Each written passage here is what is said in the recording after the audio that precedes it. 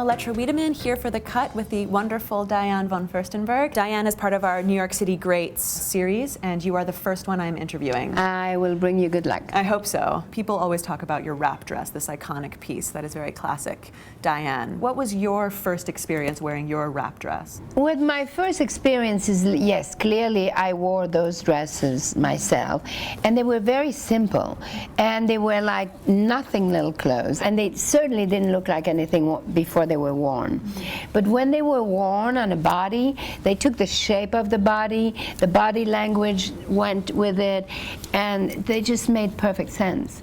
And next year we will be celebrating 40 years of that dress. So clearly it was really extraordinary.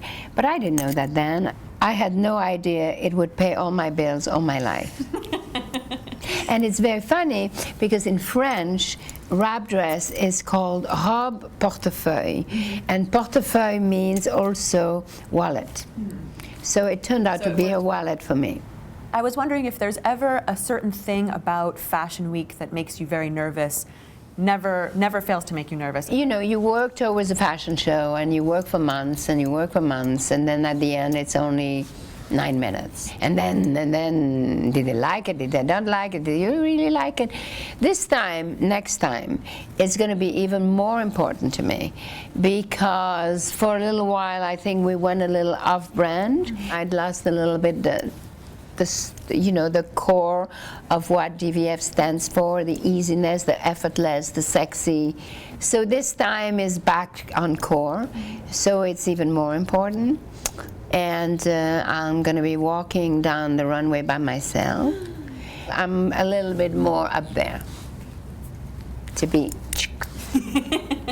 How do you sustain inspiration year after year? Do you ever get creative blocks? And when you do, how does that feel, and how do you pull yourself out of it? It's not like you stop after a collection and then you start again. You're working on a lot at the same time. Like I'm working now on fall, but I'm already thinking of resort, and I'm thinking of spring. It's like cooking, you know. It's like when after you did a lot of salt, you need a little bit of sugar. It's like that.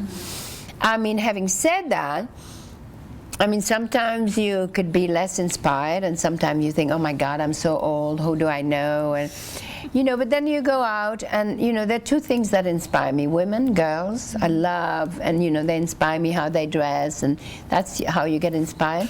And nature, because of the colors, because of the patterns.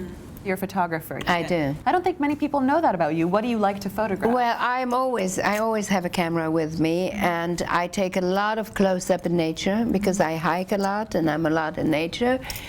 But I also like to photograph women.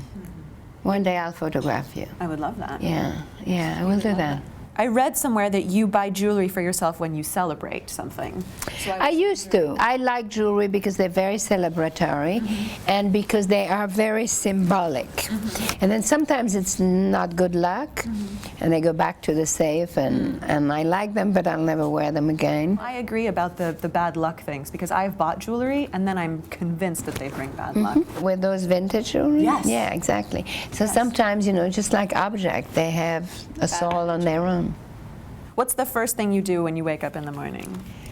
I try to meditate, although I do it badly, but that's what I try to do. When you're having a bad day or feeling frustrated, is there a song that you just lock yourself in your bedroom and blast it and it helps you kind of lift your mood? Or if I need to find peace, I have a tendency to look for silence. What is your favorite drink? Definitely water. I love great red wine. If I go completely crazy, I'll have a tequila. What is your worst habit? My worst addiction, I would say, is playing solitary on my iPad. I found out the other day that I've already done 10,000 of them. So that is my addiction. So you made that bag with the iPad thing. You were really just making it so you could play solitaire rather than work. We thought you were working the whole time. If you could live in Downton Abbey, the show, for 2 weeks, would you live upstairs or downstairs? Oh, I would always tell you I would like to live in the stairs. A little bit upstairs, a little bit downstairs. Is there a quality that you had in you that you didn't know you had until you had to become a businesswoman until you were the head of your own company. Even though everybody thinks I'm such a great businesswoman, I'm not sure that I am, because I always act with my heart and my passion, which has been great, but you also need to have, you know, plans and structure. What is a piece of advice you would have not wanted to hear when you were younger, but you wish you would have known now?